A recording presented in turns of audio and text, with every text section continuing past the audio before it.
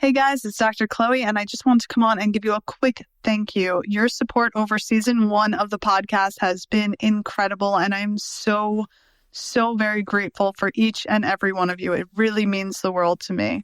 We are currently taking a short break while we regroup and reorganize for season 2, and I can't wait to get new episodes out to you soon. I also want to let you all know that I am creating a new community in Skool, Skool, so check the link in the show notes. You can sign on and join the group for free for the next month. And in there, I'm going to be uploading a couple of different courses that I've put together in order to help you optimize your health and the health of your family so that you can really feel empowered in making the decisions that you need to when it comes to your healthcare journey, whether it's the food that you're eating at home or the work that you're doing with a practitioner. So check it out. I'm really excited to be able to connect more directly with you all there. And I'm excited that it's going to be free for the time being. And you will be grandfathered into that if you sign up now. So check it out. And I will see you there. I hope everybody's doing wonderfully. And I'll talk to you soon. Hey guys, it's Dr. Chloe, and you're listening to the Radical Remedy Podcast. Today's episode is with none other than Brian Proctor, and this was such an exciting episode for me to record, so I hope you enjoy it as much as I do. If you do not know Brian's work, he is the son of the legendary Bob Proctor. Now, Bob is the OG mindset and manifestation coach, and he is my absolute favorite. Despite passing away a couple of years ago, I truly consider Bob one of my greatest mentors, and I'm constantly listening to his work. Since his passing, his son, Brian, has really taken up the helm and is out there spreading his mission and his wisdom and helping people learn how to thrive under challenging circumstances and, more importantly, how to build the life that they imagined. I have been so moved and changed by all of their work, and it was such a thrill to get to talk to Brian. I think you guys are going to love this episode as much as I do. Make sure you check out Brian's book, My Father Knew the Secret. It is jam-packed with so many tips and tricks of ways to shift your mindset as you're moving through the day and moving through challenging times. Please let me know what you guys think. Like, share, comment. Please share this with anybody you think might find value in this. I know their work has really changed my life, and I think it might have the power to change yours also. I hope you're having a wonderful day, and here we go. All right, guys, I am so excited. I have Brian Proctor here today. Brian is the author of My Father Knew the Secret and some other wonderful books that I highly recommend you check out. And I'm really excited about this conversation because I've followed Brian's father's work for years, and it's such an honor to now be able to follow Brian's work as well. So, Brian, welcome to the podcast, and thank you so much for joining me. Thank you, Chloe. It's truly a pleasure to be here with you today. Awesome. So as I was mentioning to you before, one of the things that I find really difficult is trying to help people sort of shift their narratives when it comes to how they're seeing the world. I think currently it's so overwhelming for people to see all of the challenges that are going on, the wars and disease and desperation financially for so many families that are going on. And it's really hard to help people shift dynamics. How, as Bob Proctor said, I know that you are a master of shifting your mental state. What do you find to be the most effective way to sort of look at the positive in one of these situations if you're sort of getting sucked into that drain? Yeah, you know what, Chloe? It's I guess I've just been brought up this way. One of the chapters in the book that I wrote was looking at life through rose-colored glasses. And, really, it's a choice. And I totally understand what you're saying. I mean, today we live in a 24-hour news cycle. We're bombarded with nonsense and a lot of negative. But it's up to us, really, with what we're going to focus on. And we can choose to allow the negative control our life and control our focus, or we can take control of our mind and start to look for the good that is around us. And I think one of the biggest things I learned from my father was that even when something bad happens, we can choose to look for the good in it. It is really just a question of choice. And if we choose to look for the good around us and the good in even some of the bad things that happen to us, our life can change. It really can. And I just think it's all a matter of focus. And when we realize that we're going down that, I guess, that rabbit hole of negativity, we need to recognize it and just stop and change our perspective and what is good in our life and start to look for that. I'm not going to say that's an easy thing to do all the time, but boy, oh boy, if we can do that even just a little bit of time and just keep adding to it, before long, we're just going to see the good around us and we're not going to see all the nonsense. Absolutely. I love that. One of my sort of catchphrases is something is better than nothing. And it's a bit of a joke, but it's this idea that every little step that we can take in a positive direction, whether it's, in terms of health or mental state and mindset, every little step makes a huge difference over time. And so I love that you talk about, the incremental shifts that we can make in how we're viewing the world and how important it is to look for the positive. The more lessons I have, the longer I live, the more I feel like we really do make our reality. And that's something that I know you and your dad both talk about. How is it that you think that we sort of shape our reality through those rose-colored glasses? Or, I feel like it's one of those things where you see what you're looking for in the world. Is that something that you find to be true? Yeah, I really do. It kind of goes to that age-old saying that we become what we think about. What are we putting our focus on? Here's something that I heard recently that really resonated with me. We are not immune to adversity. Bad things will happen, but how we react to those bad things is everything. And if we can look for the good, if we can find, the way to look through rose-colored glasses and see the good around us, the negative won't have such sharp edges. It won't dig in as deep and it won't hang in as long. And that's really the key. I've always looked for the good around me. I was just kind of brought up that way. But here's an example. There's somebody that I know that I'm in contact with, and this person always sees the negative. They're forever seeing the negative in anything that's going on. And you know what they attract in their life? They attract more negative. They attract some of the most nonsensical things that I've ever imagined. And it's because all they're focused on is the negative. They don't look for the good around them. They see what's wrong in everything. And, we can live either way.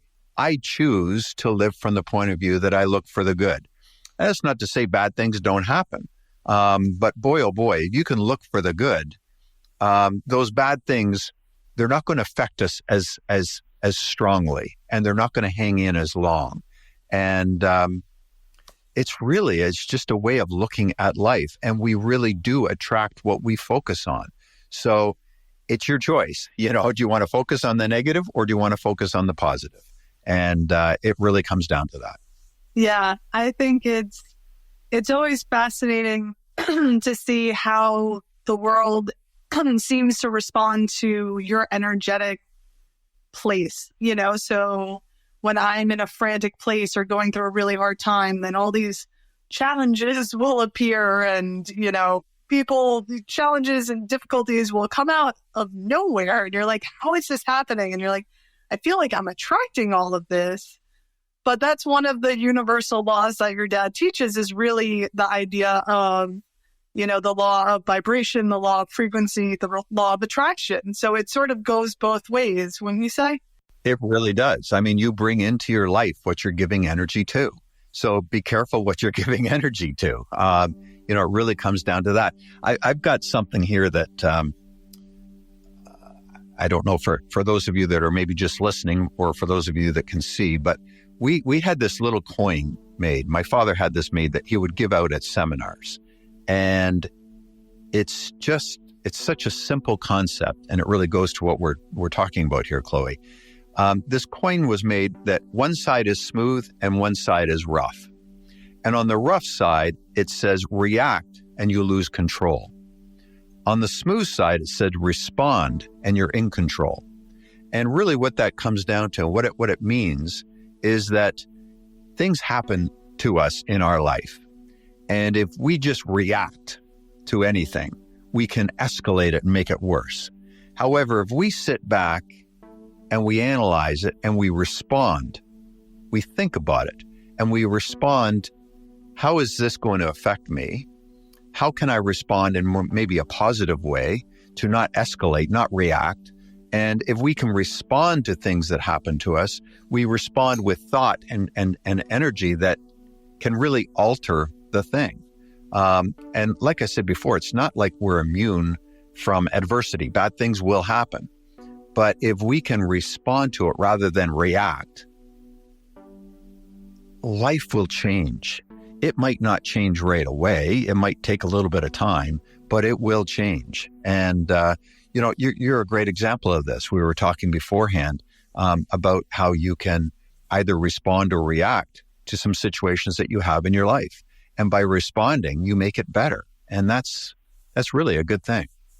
Yeah, I think it's something that you can train yourself to get better and better with at time, and have grace with yourself when sometimes you might react and learn and get better at it. I know that that's something that I've worked on pretty much my whole life without knowing exactly what I was doing. I remember I only was introduced to your dad's work a couple of years ago, and it was just like, it just flooded over me. I was like, this is exactly how I've been living my life. This is what I've sort of trained myself in different ways. And I was like, this resonates so powerfully with me. It was really wonderful. But one of the things I love about your book is that you put in so many great action points in there. What's something that you would recommend for people to do when they're sort of getting in that hole in terms of responding or reacting? Is there anything that you've sort of picked up on, like taking a couple of deep breaths, or, taking some time? And, I know you guys talk a lot about gratitude and taking a moment for gratitude. Is there something in the moment that's helped you sort of learn to respond instead of reacting? Sure. I mean, the best way to respond is to just give it a couple of seconds before you say anything or do anything to whatever is coming at you. So often somebody might say something sharp or critical and we might, snap right back. But sometimes if we just took that pause, and the pause might be a second. I mean, it doesn't need to be much, but that pause to really think, okay, am I going to just react or am I just going to respond? And sometimes just thinking about it can make all the difference in the world. Rather than sharply reacting, you just respond and say, well, that's kind of interesting that you see it in that way.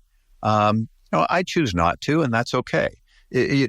Sometimes it's just taking that short mental pause and thinking about how you're going to respond rather than just snapping back and reacting. It really kind of changes everything. It's something I think I can really share, and this is really how I guess probably how I came about this, was when I was a young boy. If I can share a story for a minute, Chloe, I think, yeah. When I was a young boy, one of my earliest memories of my father is really when he was tucking me into bed. And I think, you're a parent. As a parent, I think we can all catch the value in this story. So one of my earliest memories, when Dad was home, he was on the road a lot when I was young, but when he was home, he was the one that tucked me into bed at night. And this is what he did. He sat on the edge of the bed and he put his hand on my chest. He always said that physical connection was important. And this is what he did. He started to share with me all the positive things I did that day. And here's the important piece, the respond, react stuff. If I had something negative happen to me that day, he would have me look for the good in it. And sometimes that wasn't easy, but he would have me look for the lesson I learned or the good in it. And he always did it in a way of discovery. He never preached at me. He would have me discover, what's the good in this? What good can I take out of it? So even when bad things happen, he would have me look for the positive.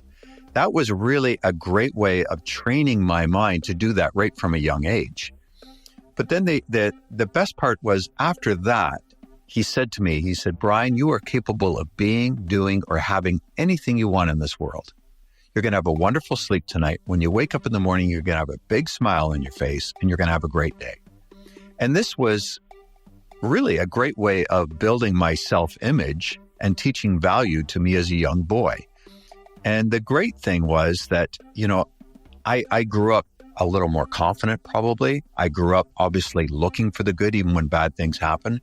But what was even better is that I got to then do this with my children. And, my children, I never had tough times through teenage years because they were well-adjusted. They had good self-image. And now I have grandchildren and I see my daughter doing it with my grandchildren.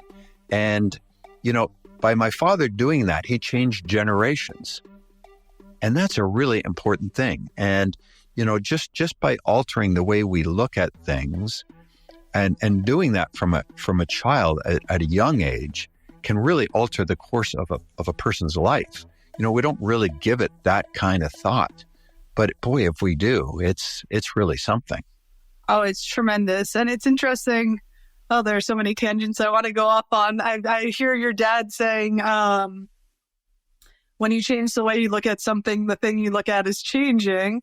But also then I'm also thinking about all that I know about neuroscience that I've studied in terms of as you're going to bed, your brainwaves are going into theta. So you're really getting into that subconscious. And particularly, as Bruce Lipton's research shows, like until the age of 7, your subconscious is really wide open. So you're really taking in everything that your parents are telling you into your subconscious and building your paradigm, which is something that your dad talks about a lot. And his book, an audiobook, Change Your Paradigm, Change Your Life is my favorite of his. Personally, I could probably quote the whole darn thing. But I would love for you to speak a little bit about how your paradigm shapes your world, what a paradigm is, and how we can sort of shift that subconscious so that we can step into a new paradigm. Because I think it's just so important for people to feel empowered about that. And also, again, anybody who's listening, I know I have a lot of parents out there who are working with their children, who are trying to be the best parents that they can be and micromanaging so many things. You're all doing such an incredible job. But if I can stress any one thing about optimizing the health of your child, it's really setting them up for success in terms of their mindset and their paradigm. So please listen close to these words that Brian is sharing with us. Well, paradigms really are just really a combination of our habits, the way we look at things, and what we believe. And, most paradigms we did not create. Most paradigms are a result of what our parents inflicted on us and our surroundings. That being said, we can change any of our paradigms.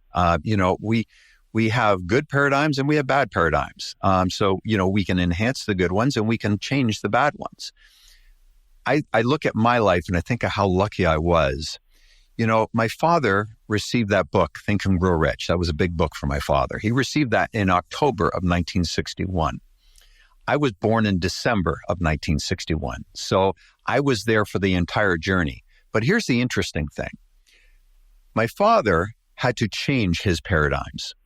And, the book Think and Grow Rich and everything he studied thereafter were ways that he was altering the way he saw the world and the way he acted in the world. So he was forever changing his paradigms and improving things.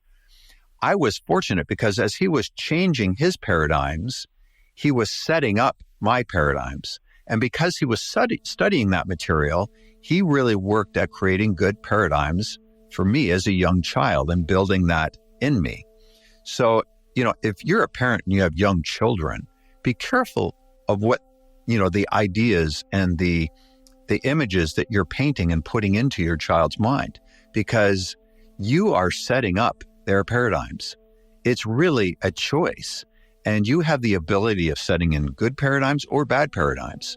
It's up to you. Now, if you're an adult and you want to change your paradigms, you have to take a look at, are these ideas serving me or are they hurting me? And if they're not serving us, what can we do to change them? And sometimes that can be a simple habit. It can be a new way of starting a day. One of the things that I love to do, that my father's taught me since I can't even remember when is to journal everything I'm grateful for. What am I grateful for in my life? Now, we often hear about gratitude journals and how they're good. And a lot of people say, oh, yeah, I do that, but they don't really. By writing in a gratitude journal, it actually sets us up for the good that is around us. It really makes that big of a difference. I've got mine right here, and I write in it every day about all the things I'm grateful for. And sometimes, Chloe, I write in it the things that I'm grateful for that aren't even in my life yet, but that I know are coming. And it really sets us up to see the good around us. And some days, it's not always as easy. Some days I might have to be right in there. I'm grateful for my cup of coffee. I mean, it can be anything. I'm grateful for my pillow. There you go. But here's a quote that's on the back of my gratitude journal that really, just really resonates with me. And I think we'll make this sense. It says, "The grateful mind is constantly fixed upon the best. Therefore, it tends to become the best. It takes the form or character of the best and will receive the best." That's by Wallace Wattles. He wrote Science of Getting Rich. It really, we want to think about, doing that every day. If we were to take just 5 minutes, take a piece of paper or get a journal and just write, what am I grateful for? And start to write that in. It gets us looking for the good that's in our life. And when we start doing that, we shift our perspective. That's kind of everything right there.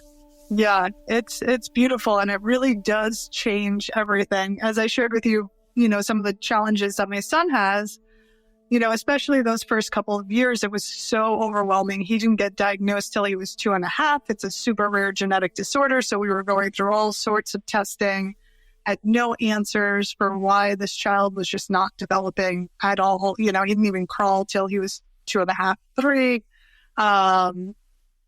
He still needs to be fed. He still has a lot of very significant disabilities.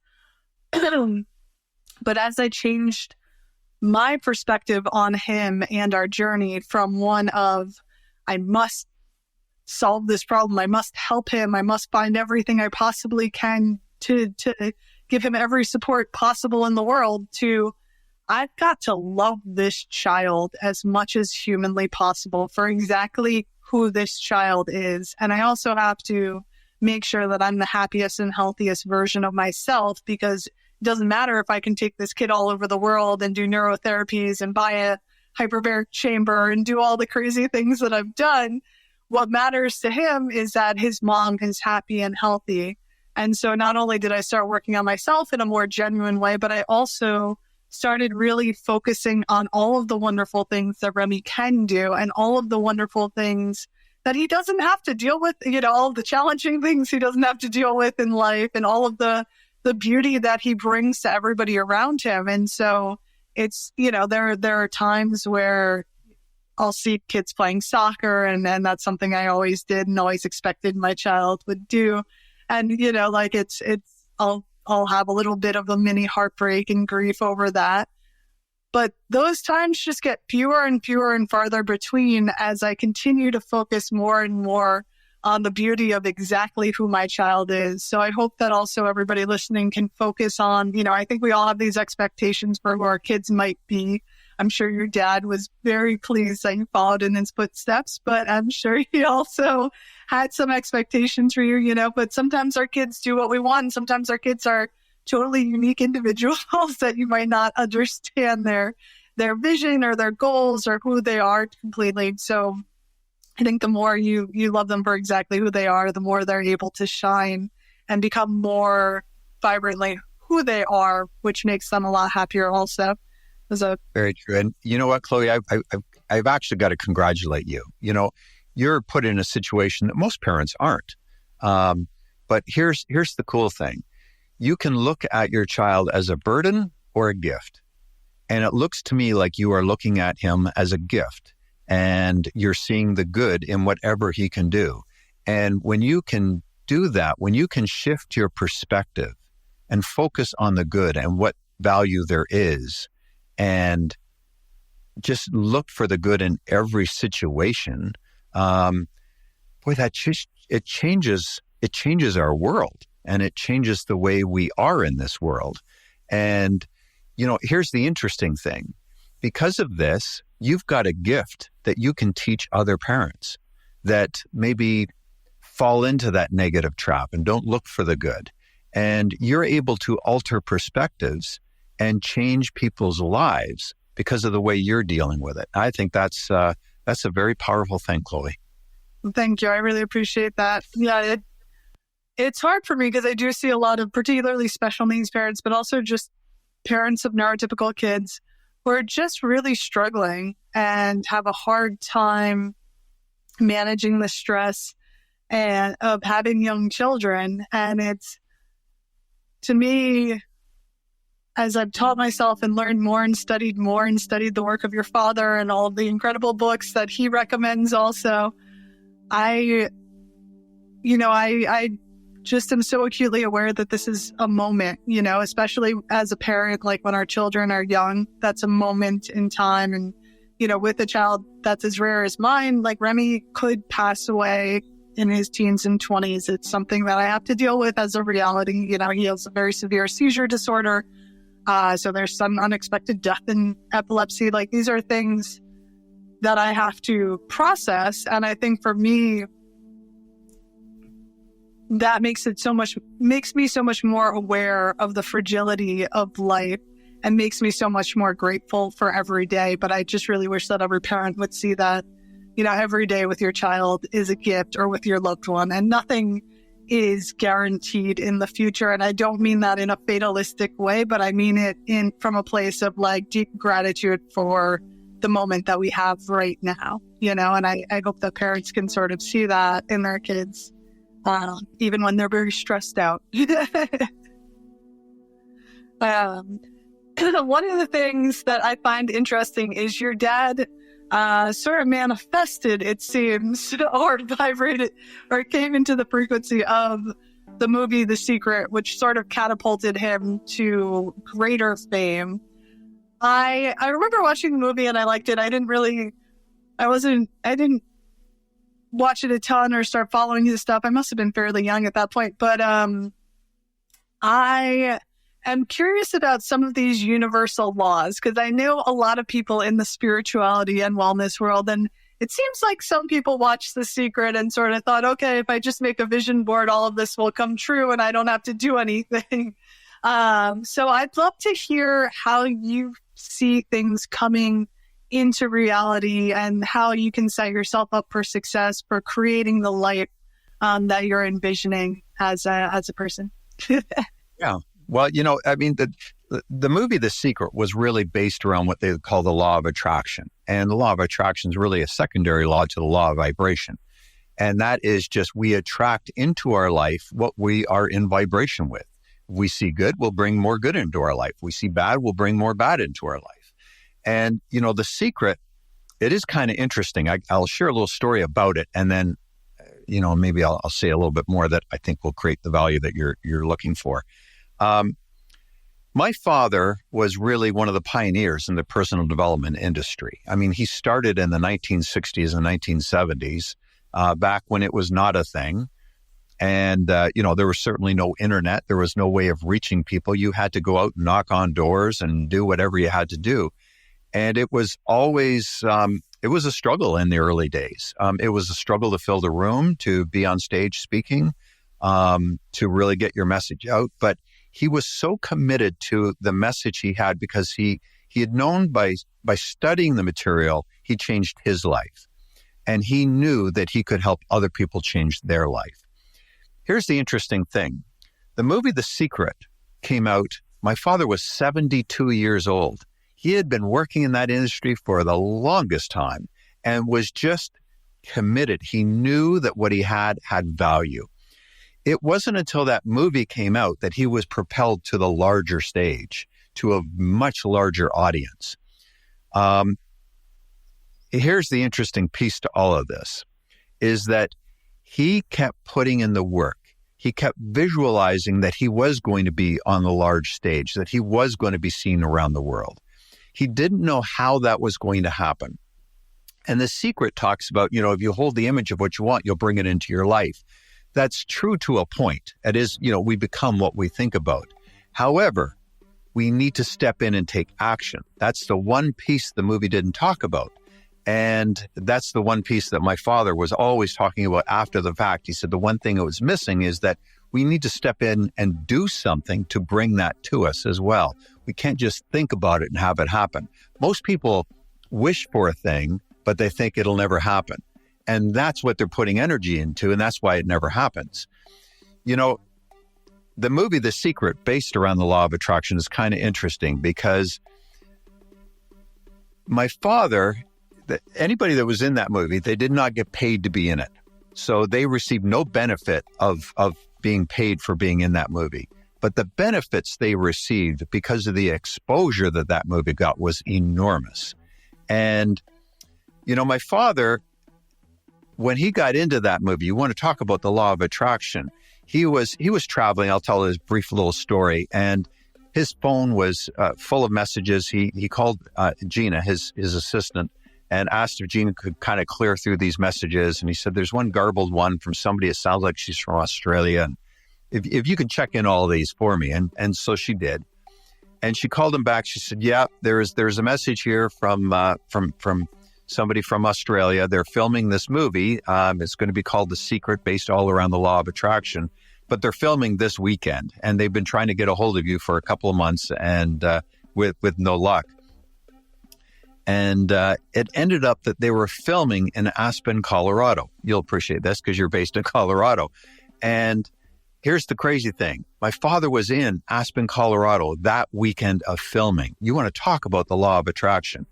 Now, he had only been in Aspen, Colorado one other time in his life. So it's not like this was a regular place that he was.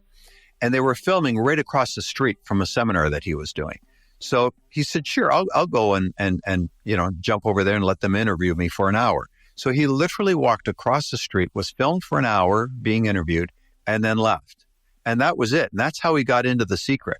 And because of that movie opened him up to such an audience. He ended up being on Larry King Live a couple of times, Ellen DeGeneres, Nightline. He was all over the place. And that happened because he was focused on always delivering the good, always giving value. And when he walked across the street, all he was focused on was whoever was going to be watching this, he would add value to. And he knew that if he kept doing that, something big was going to happen in his life. And I want to challenge anybody listening or watching this that what good can you keep doing? If you hold a vision of what you want in your life, what one step can you take today that's going to get you a step closer to that? And if you just focus on the little things that you're doing every day, the little thing that you can do that's going to get you closer to there, you never know when that big thing's going to happen in your life. Dad never knew when that was going to happen. He didn't know that The Secret was going to be the thing that propelled him, but he was willing to step in and do whatever was required at the time that would help him get his message out. And because he was willing to do that and took action towards that, that big thing happened for him. And, I challenge everybody to think of, forget about doing that big thing that's going to alter and change your life. What little thing can you do today? One of the things I wrote in the beginning of the book and the back of the book was, what would happen in your life if you were the best version of you every single day? And if you stepped into, what little thing can I do that's going to make my life a little bit better today? What one little thing? Those little things will add up over time. And if we're the best version of us every day, something big will happen. And when it happens, we're like, wow, how did that? But it's because we did all those little things that they add up and create the big thing in our life. So quit looking for the big thing. Start focusing on, what can I do today, right here, right now, that's going to get me one step closer. And your life will never be the same again. I love that. I love that story so much. When I read it in your book, I was just blown away at how that all came to be for your dad and being in The Secret. I was like, of course that's how that played out for him. But it's such a beautiful story that just shows how much he lived what he practiced, what he preached. He lived, it seems like he really lived as the person that he presented himself as to all of us on the outside. And that's one of the beautiful things about your book, is getting that sort of peek behind, where we get to see the stories behind how he really enacted and lived the work that he did. I was in that I kept thinking of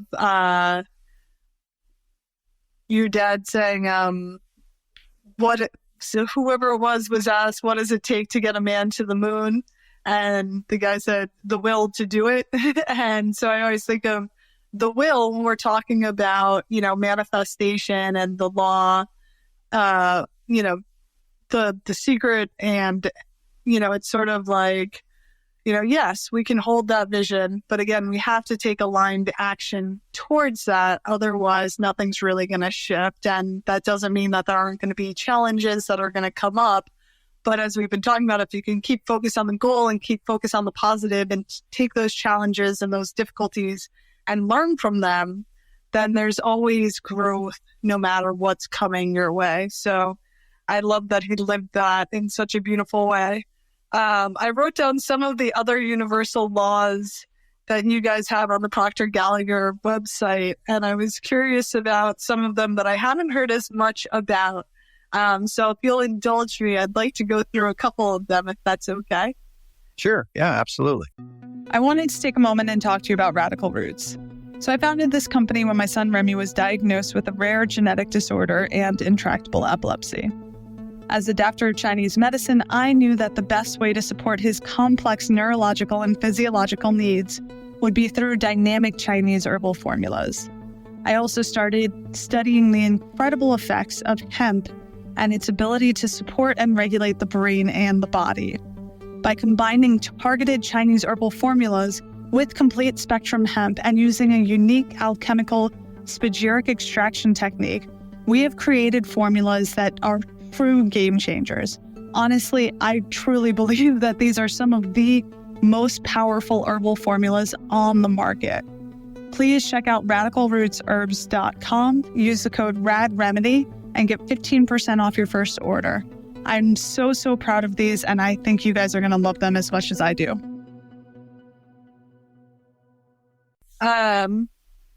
So one, I was curious about the law of perpetual transmutation. Could you tell us a little bit about that one? Because I'm curious how that interplays with. Well, that's really, my father was great at teaching this stuff. So I didn't study a lot of that the same way he did, but really all that is that everything is energy. Everything is in motion. And everything is moving from one way to another way into form. And the law of perpetual transmutation is just this. If you keep focused on, what you want, what you can do to get there, it's already there. It will come into form if you're focused on it and you do what's required. That's, I don't know, I'm probably not explaining this in the best of ways, but that's really what it is. And if you stay focused on your desire and you do everything you can to make that happen, you will bring it into form. It comes back to what we talked about earlier. We become what we think about. So if you want something good in your life, stay focused on the good. Don't focus on the negative, because if you're focused on the negative, you will bring that into your life too. And that's all that perpetual transmutation is. We just bring into our world whatever we're focused on. And it's really as simple as that. And if we stay focused on the good, we stay focused on what we're heading. It's not to say bad things won't happen, but boy, those bad things won't last as long and they won't throw us off track as badly if we're focused on the good and we keep doing what we can to reach that. Totally. It's sort of you also often talk about the acting as if. So that makes me think of that as well. That to me is one of the most valuable lessons I think I've ever learned. I mean, there's quite a few, but that's a really strong one that I learned from my father. He always said we need to act as if we are the person we want to be, that we act from the place we want to be. And if we can act from that place, we will bring it into our life. You know, a great example for that, I was 26 years old and I was going into real estate. I lived in Toronto at the time, and I'd taken all the courses. I was going to be a real estate agent in the city of Toronto.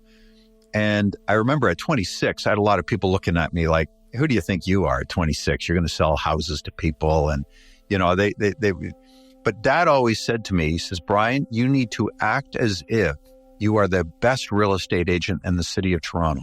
He said, don't worry about what anybody else thinks, what they say, what they do. You act as if. You step out and you be that person. You will become it.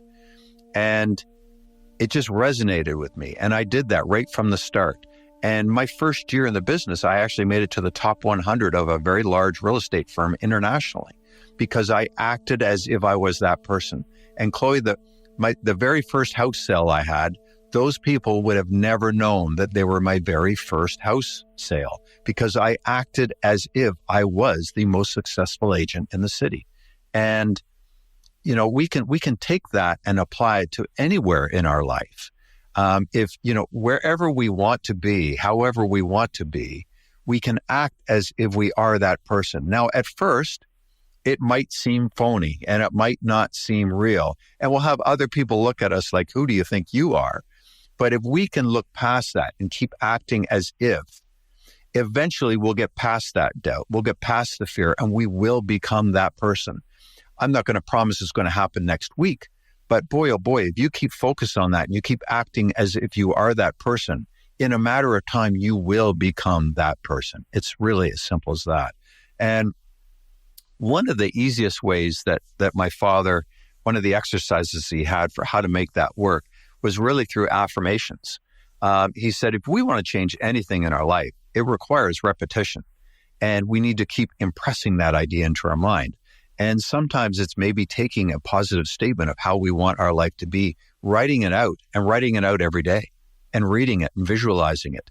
At first, it might not seem real. It might seem a little fake, but over time, it will impress itself. And that's how we change our conditioning. And that's the way we change our outlook on life. You know, one of the best ways I can say that this works, a friend of mine, Peggy McCall, she had a thing she liked to call the Power Life script. And this really resonated with me. I was watching Peggy over the years, and she was doing incredible things.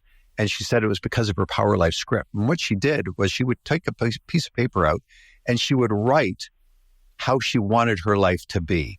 And she wrote it in the positive tense like it already was, acting as if. And she would use really expressive words and be proud of herself and write congratulations for all the great things that she's done in her life.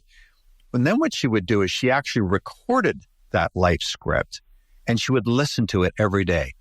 And at first, it didn't seem real, but she would listen to it every day until it became a part of her being. And when I was watching some of the things she was accomplishing, I thought, boy, that's a great idea. I'm going to do that. So I wrote out how I wanted my life to be, not the way it is currently. And here's a really important part, is we should not let our current circumstance dictate how we want our life to be. We need to take the imagination right wide open and how would we like our life to be, and write that out and then record it and listen to it every day. Now, your life might not change today, tomorrow, maybe even next month. But if you listen to that every day, I promise you 6 months down the road, you're going to be a different person.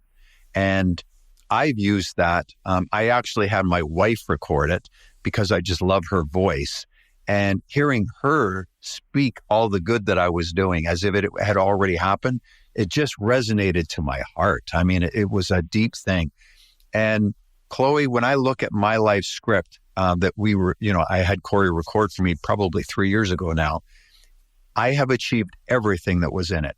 Now, when it was first recorded, I wouldn't have had a clue how I was going to do some of those things, but I have achieved everything that was in that life script because I listened to it every day. And here's why it makes a difference.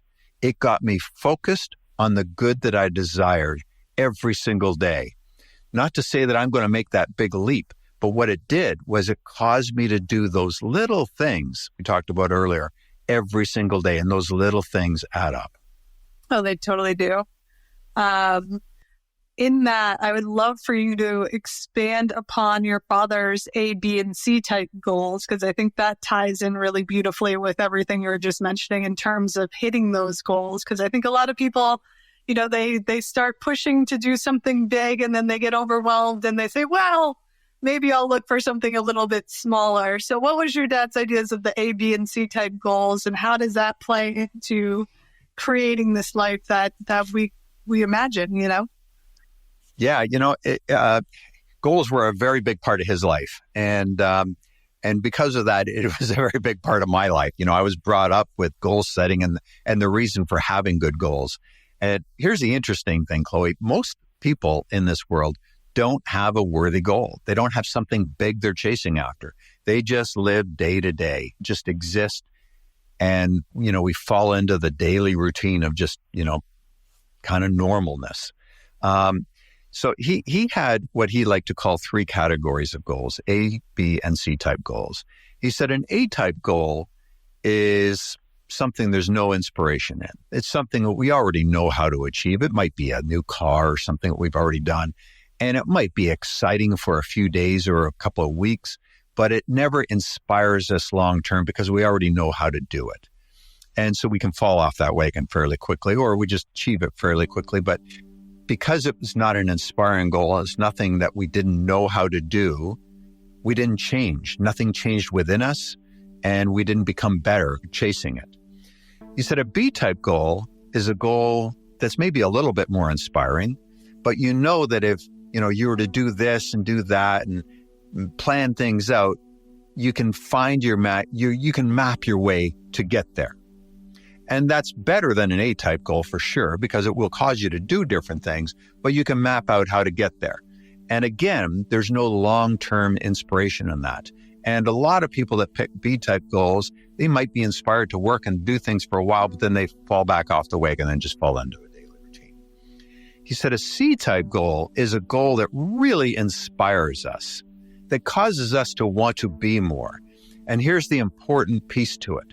We don't know what all is required to achieve it, but we're so inspired by it that it causes us to wake up different every day. We're a little more energized. And we think, what can I do to get there?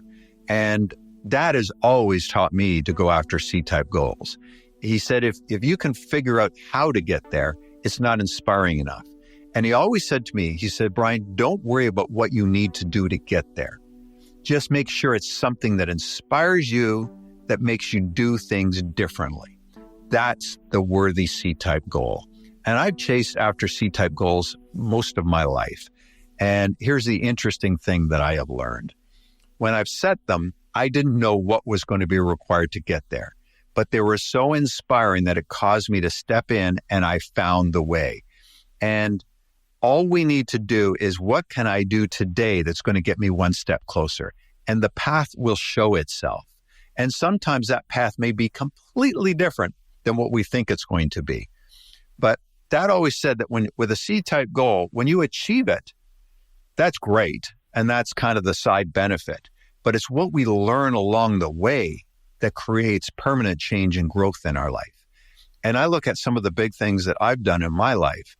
It's great, the big thing that I've achieved. But my God, what I learned along the way has changed my perspective on everything. And that enables us to live a bigger, fuller life. That's really what that is all about. And so I challenge anybody that's listening to this or watching this to go after something that's really big.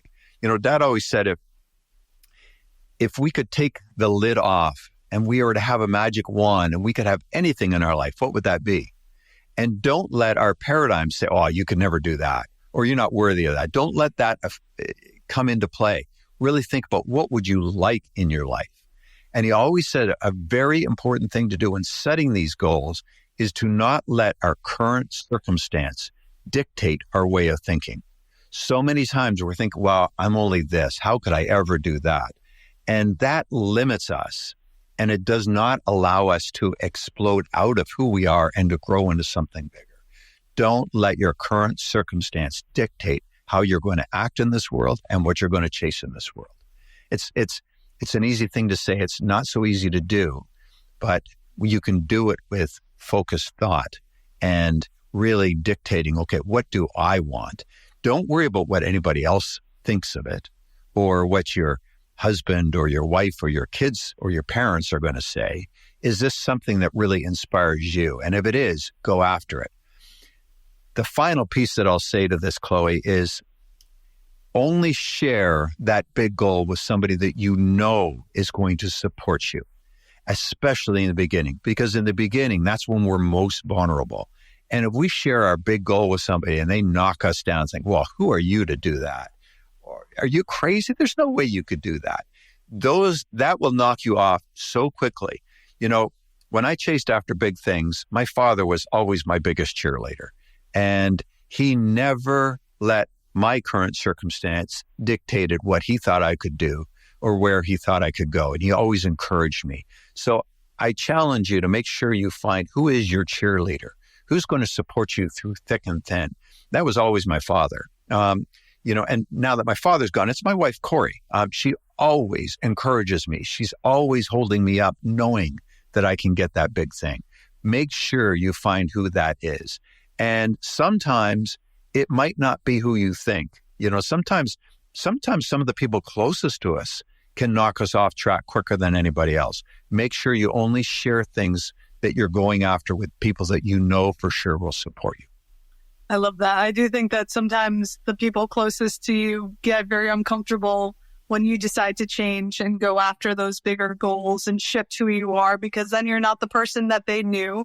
And that also challenges their paradigm. Well, if Brian can go and achieve all these wonderful things and, we've always been at the same place, then why am I not going after that? And so that makes people uncomfortable, and hopefully that discomfort leads to shifts and growth in their world. But sometimes people aren't ready for that, so it can be difficult. I love that. Another thing that it's all bringing me into is the thought of the law of cause and effect. And I know that, you speak a lot about service, sort of being of service, making sure that everybody that you meet is feeling very special and feeling like they've gotten a positive interaction from any interaction that they have with you, no matter what's going on in your circumstances. So I'd love to hear you talk a little bit about that and how it's important to find ways to serve and support and honor other people, and how that can help you further your mission and your goals and achieve what you're looking for. Sure. Yeah. The law of cause and effect is simply this: whatever you put out will come back to you. Whatever energy you put out will come back to you, good or bad. It's the universe makes no differentiation between good and bad. So whatever you're putting out is going to come back to you. If I can share this story, I think this is probably the best example of how to use this. My father liked to call this the impression of increase. And it's a way I've lived my life since I was 9 years old. So when I go back to when I was 9, we had just moved to Chicago and I was starting a new school. And what I need you to know is I was born in Toronto. So I started school in Toronto. A year after I started school, we moved to London, England. So I started a new school there. A year after we moved to England, we moved back to a different area of Toronto. So I started another school there. It was a year or two after that, we moved to Chicago. So grade 4, I'm in my 4th new school already. I was that perpetual new kid in school. And I can remember, 9 years old, I can still remember this conversation. And I remember sitting down with Dad and saying, I hate being that new kid in school. It's just it's just so awkward, Dad. And this is what he taught me. And this, quite frankly, Chloe, has changed my life. He said to me, Brian, this is all you need to do. You put these 4 letters across the forehead of everybody you're speaking to. MMFI. That stands for make me feel important. He said, if you can make everybody that is in front of you feel important, feel seen, feel heard, you're going to make friends really easy and you're going to get along great in this world. And he said, it can be something as simple as a sincere compliment. It can be something as simple as just asking interesting questions. He said, don't worry about being interesting. Be more concerned about being interested. if you can be interested in who you're speaking to and really have a good conversation with them, forget, looking at our phones or looking around the room thinking who I want to talk to next. But how can you be present in this exact moment and be interested in who you're speaking with? That's going to get you more in this world than ever. And that's really how it shaped my life. Was Dad taught me how to be interested in other people and how to make them feel important. And by doing that, I made friends easily. And when I look back in business, I mean, it caused people to want to work with me. It caused people to want to refer things to me. It really exploded my business. And he called this the impression of increase. And it's simply put is this: what can you do to make everybody that comes in contact with you today feel better because they were in contact with you today? That's it. If we can do that, you want to talk about the cause and effect. If you can make everybody feel special because they came in contact with you today, and sometimes it might be a simple smile to the clerk at the grocery store. It's just a positive energy, a positive way of being.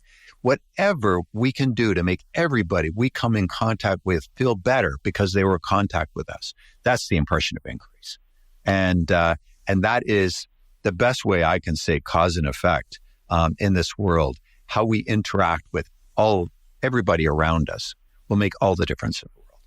It's beautiful. It's such a good reminder of the influence that we have on those around us. I remember when I was going through a particularly difficult time in my journey with Remy before he got diagnosed, but after my entire life imploded.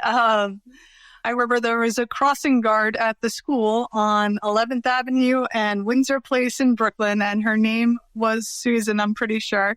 And she was just so kind to me. And it was like the one thing that I needed was like this one bright light who would just genuinely ask how me and Remy were doing and just smile and seemed happy to see me. And it was just, you just never know the little things that you are doing that might really help somebody along their way. And I think that the more that we focus outwards on supporting others, the less we get focused on our own trials and tribulations and are able to bring joy to others, which inevitably brings joy back to ourselves as well. It's so true. Let's face it, we're all on different journeys. And we don't know what could be going on in somebody else's life that is in front of us. So sometimes just that simple kindness can alter somebody's day. You want to think about that. Totally. And it also comes back to the respond, not react thing, because it's, when somebody is saying something that might be hurtful to us, we don't know where they're coming from. That's most likely a reflection of something that's going on within themselves or a judgment that they have about themselves or insecurity that they're then, projecting onto you. So, not that we want people to be abusive, we've got to set boundaries and make sure that people treat us appropriately, but also, instead of just reacting to a harsh word or a slight or something that happens, we can also have that compassion and empathy of, I don't know where you're coming from and what that looks like. One thing that I thought was phenomenal about your book is all of the many different action points that you have in there. It felt like I was actually taking one of your seminars, which made me so happy to be able to be like, okay, so when this happens, I'm going to work through this way. And I really loved it. As I said, I have the hard copy and the audiobook. I think both are great. I've gotten into the habit, much like your father has always recommended and advocating, to listening to books over and over. And as I said, Change Your Life, Change Your Paradigm has been one I've listened to probably at least 12 times in the past year. And your book, My Father Knew the Secret, is definitely on that repeat loop right now as well.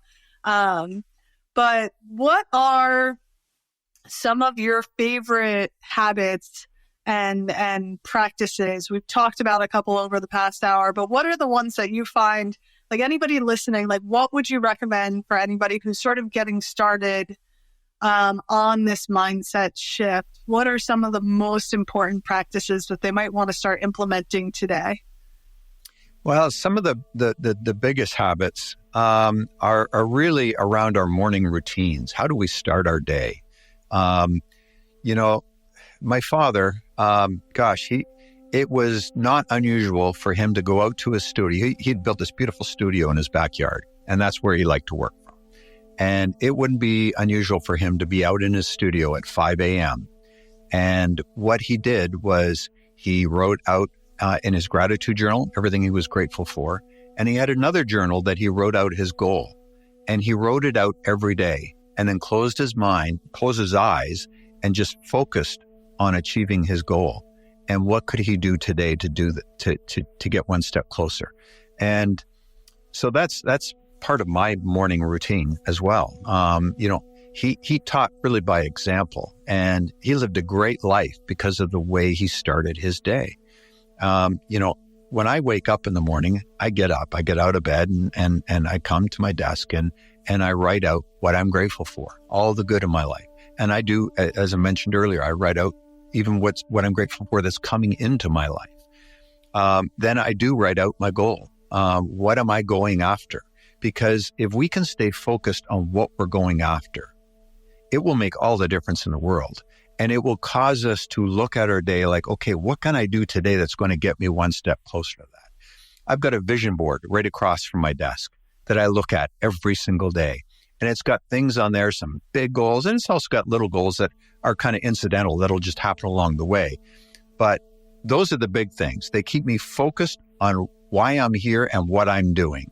And when you're focused like that, you will do things in a day that you would never normally do. Quite frankly, Chloe, getting on podcasts and speaking and doing things, these were things I would have never done before. But I have big goals, and I know that by doing that, I'm going to get the message out to somebody new. And if I can get that message to somebody new and somebody else goes and buys the book and can alter their life, I'm getting closer to my goal. So it causes me, by doing this daily, it causes me to say yes to things I would have never normally say yes to, and to do things in a day I would have never normally done, to step out of my comfort zone, step into the uncomfortable. But by doing that, I become better, bigger. I learn along the way, and the uncomfortable doesn't stay uncomfortable for long. And I get better at things. And because of that, I improve my life, and I'm getting closer and closer to whatever it is I'm chasing. So those are really the big things. For me, it's the way you start your day that shapes the way the rest of your day is going to go. And I learned that from my father in a big way. Yeah. I was just remembering in your book, I think you have the quote, it's something along the lines of, when you face a fear, the fear vanishes or disappears. And I do find that to be so true. I'm the same way. I would never want to be on podcasts or public speaking or doing any of these things. But to me, I'm like, I think I have something to share, and I think I can help people. And if I can be of service, and if I can help one person feel a little less alone or a little more empowered in their health journey or their parenting journey, then I'm willing to step into the discomfort. And for me with the podcast, it's just such a beautiful thing. I think I get it from my dad. My dad's a book publisher, or was a book publisher. And so to me, to be able to amplify the voices and the messages of some of my heroes it's just such a genuine honor for me. Before I let you go, since we're just about out of time, I would like to make a personal appeal to you, sir. I would love it. I keep looking for like a Proctor Gallagher style journal. Do you guys have those somewhere? Because I don't see them. And there are so many different things that you guys have pulled together in terms of these wonderful action items that people can do daily to start building their paradigm and to start shaping their goals. And I think you guys should do that. I would just love to help that personally. So I figured I would just put you on the spot. Well, you know what, Chloe? It's funny you say that. I'll share, my website I'll share is brianproctor.com. And if you go to brianproctor.com, you'll see, first off, wherever you can buy the book and whatever country you're in. There's lots of bonuses there that you'll receive. But more importantly, you can get on the mailing list. And I just mail content. I don't send out a lot of stuff. I send out literally 2 emails a month. And it's just valuable content that I believe can help alter your life. I will be coming out with a program, and it will have a journal and different things to work with to really help improve your life. So it is on the way. And that's where I say, if you just go to brianproctor.com and get yourself on there, you'll see it when it comes out. Wonderful. I couldn't help myself. I keep getting these different journals and getting ads for manuscripting journal and all this stuff. And I'm like, I keep coming back to some of the activities that you and your dad recommend that people doing. And I'm like, do I just make a journal? And I'm like, I'll talk to Brian about it. See if they're going to do it. I also ordered, for anybody who's listening who does not know, one of the main things that Bob would always recommend was a goal card and keeping that on you. So I found somebody who was making them on Amazon, but they weren't quite what I was looking for, but still pretty cool. And I do carry a goal card. What was so significant about the goal cards for your dad? He seemed quite in love with this idea. He really was. So I'll share. I've got one here. And I remember as a young guy, boy, you didn't want to be, anywhere without a goal card on you because, Dad was always asking, Brian, what's your goal? What's your goal? And it was never to be critical. It was like, are you chasing something big? And then his next question would be, what are you going to do today that's going to get you one step closer? And that was it. That was the whole focus. And the purpose of a goal card is 2 things. Number one, to write out what your goal is. Most of us don't even write it out. We just have this thought, but you actually distinctly write out what it is you're going after. And he always said that if you write it out on a card and write it in the present tense as if it's already in your life, and you put it in your pocket, and every time you reach into your pocket, even if you don't read it, you touch it, it'll trigger that in your mind. It keeps you focused on what you're going after. And he said, then, you pull it out, you read it oftentimes through the day. It's a tool, really. It's a trigger to keep us focused on what we're going after. And that's the whole purpose of a goal card. And, it makes us much more effective, and it keeps our focus on the positive, what we're going after. Because let's face it, there's a lot in a day, Chloe, that can throw us off focus. And any tool that we can use that keeps us on focus, it's invaluable. I think it's so important. And it's so helpful to be able to find ways that you can reshift when you're thrown off course. I think Jim Rohn always talks about don't pray for smoother waters, work for a better sail, figure out how to navigate those rough waters because it's always going to happen. I always tell other parents, life is not going to get easier. We're still going to have all the same, all the same level of challenges realistically, but we can build our resilience so that we can grow from those challenges and still see the beauty in them. And, I think a lot of people will say that some of the hardest times in their lives were the times that actually helped them grow the most and where they actually ended up being some of the best things that ever happened to them. So I know that that's been very true for me with a lot of the challenges that I've faced, whether it's Remy or when I was in high school, I had a rare tropical disease or all sorts of weird things that come our way. But it's really reshifting that so that you can get back on track and focus on the gratitude that you have for today and everything that you have. It really, if I can share one final story here, Chloe, I think that really gets to that point. And so here was the important part about writing this book is that I wrote it because I thought there was value in sharing what I learned from my father. Everybody sees Bob Proctor as the speaker, the man on the stage. Well, I got to share who he was as a father, not necessarily as the man on the stage. And what would he teach his own son? And how was he around his own son? So that was the purpose of this. And, getting to this, that not everything in life is great and rosy. My father was such a great example of this. And I'll share a story that was right at the end of his life that I think really drives this point home. I was in the hospital with Dad in the intensive care unit, and this was literally days before he passed away. And when I was in that hospital, I could hear other people, other patients in the hospital yelling and screaming and yelling at the nurses and the doctors and taking out on them what they were going through. And I get it. But, Dad was always of the opinion that we should never let our current circumstance dictate how we act or how we treat those around us. And boy, oh boy, I'm not afraid to tell you, Chloe, he showed this by example so much at the end. We were in that intensive care unit holding hands for hours upon hours. And Dad was in a lot of pain. He was not in a good place. And he never let that dictate how he was going to show up and how he was going to act and treat those around. And I remember this one nurse, she came in, and Dad had all kinds of hoses and things coming out of him everywhere. And this nurse needed to put in another IV.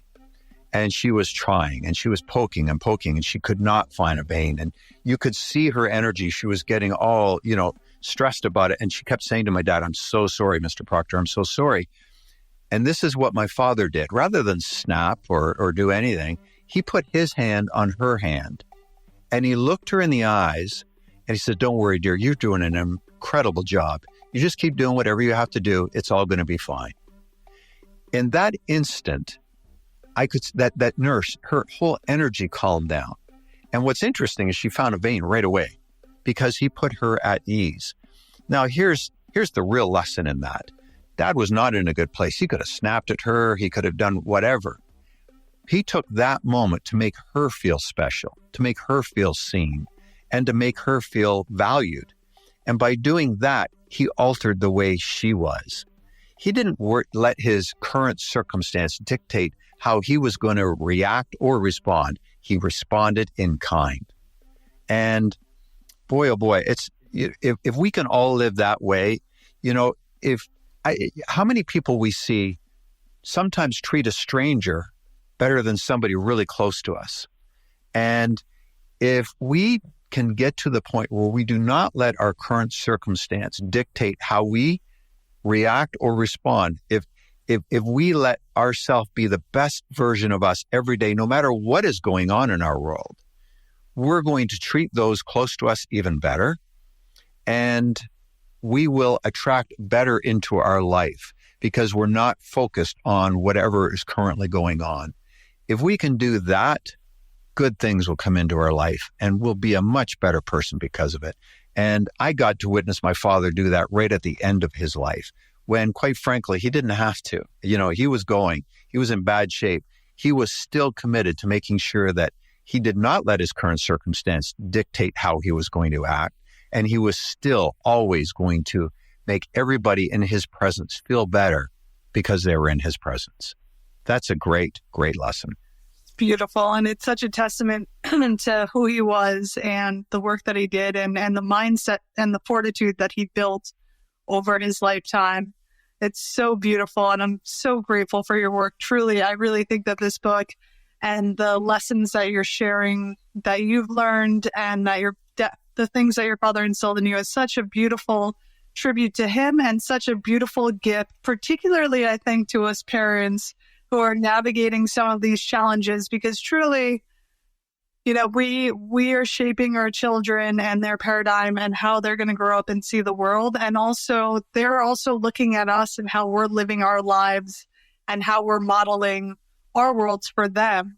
So I think the more that we can both work on ourselves and work on growing that positivity in them, I think it might just change the world a little bit. So I'm really, truly very grateful for your work and incredibly grateful for your time and wisdom today. Thank you, Chloe. You know what? It's been great being here with you, and I've really enjoyed this conversation. So thank you.